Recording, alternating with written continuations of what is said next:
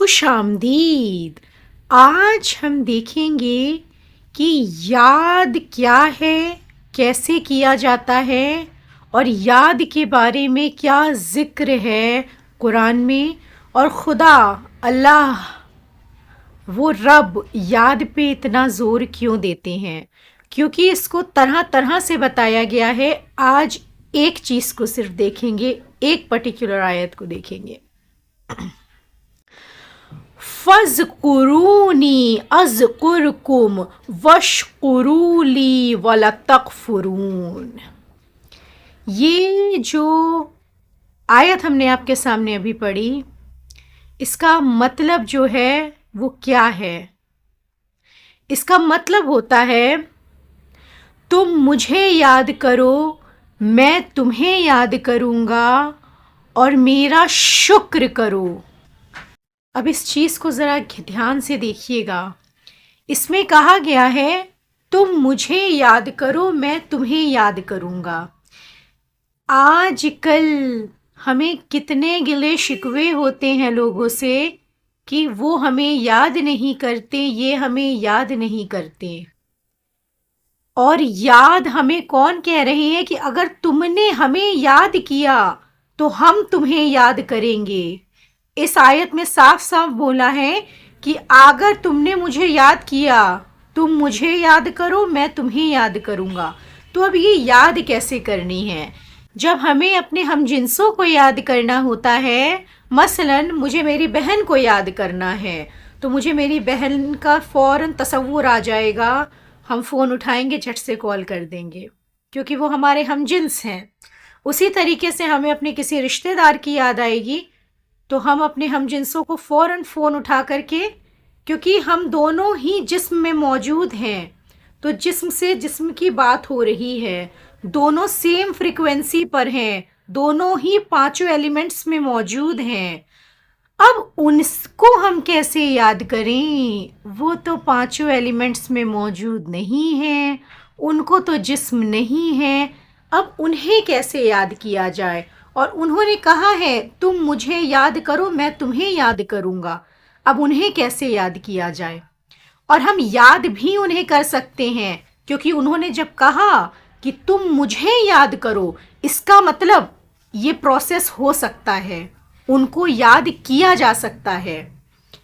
तो कैसे याद किया जाता है उनको? जिस तरह हमें हमारे हमजिनसों को जब याद करना होता है तो हम सेम फ्रीक्वेंसी पर होते हैं, हमारे पास भी जिस्म है, उनके पास भी जिस्म है। उसी तरीके से हमें समझना होगा उनके पास क्या है हमसे मैच करता हुआ, जो हम दोनों को एक लाइन पे, एक फ्रीक्वेंसी पे ला देगा। वो है नूर, और हमारे अंदर भी मौजूद है नूर, हमारी रूह के रूप में। हमारी रूह के रूप में एक नूर यहाँ मौजूद है, वो है नूर। जब ये नूर उस नूर को याद करता है तो दोनों नूर के बीच में कनेक्शन बैठ जाता है। तभी तो उन्होंने कहा तुम मुझे याद करो, मैं तुम्हें याद करूँगा। और सोचिए, जब वो इतने अजीम हमें याद करेंगे तो हमें तकलीफ रहेगी कि कोई हमें याद क्यों नहीं करता। नहीं चाहिए दुनिया की याद। जो ज़मीन और आसमान को थामने वाले हैं, जब वो हमें याद कर रहे हैं तो हमें किसी की क्या ज़रूरत? उन्होंने तो हमारे आसमान को थाम लिया ना। उन्होंने क्या कहा? तुम मुझे याद करो, मगर शर्त क्या है? आप अपनी रूह में मौजूद हो जाइए, खुद के रूह के एहसास में डूब जाइए और उस रूहों के रब से कनेक्ट करिए, तो याद होगी। अब इसका साइंटिफिकली रीज़न भी आप देख लो। साइंटिफिकली कहें या हम साइंटिफिकली क्यों कहें, हम यूजली कह लेते हैं, क्योंकि ये चीज़ तो हमेशा से होती है। ये याद की जो फ्रीक्वेंसी होती है ना, this is the connection, brain to brain connection हो जाता है, माइंड टू माइंड कनेक्शन हो जाता है। ज़्यादा साइंटिफिकली नहीं जाएंगे, लेमैन तरीके से चलते हैं। अक्सर करके आम तौर पे हम लोग अपने घरों में भी कहते हैं हिचकी आई, अरे किसी ने हमें याद किया। ठीक है। और कई बार हम किसी को बहुत शदीद, बहुत दिल से याद कर रहे होते हैं, इत्तेफाक या तो वो हमारे घर आ जाते हैं या उनका कॉल आ जाता है। तो क्या होता है, याद से याद टकराती है, याद से याद हमेशा टकराती है। आप अपने हमजिनसों को याद करोगे, हमजिनस आपके पास खींचे चले आएंगे। आप अपने आप को रूह समझ के उस रूहों के रब को याद करेंगे, वो रब की फजीलतें खिंची चली आएंगी आपके पास।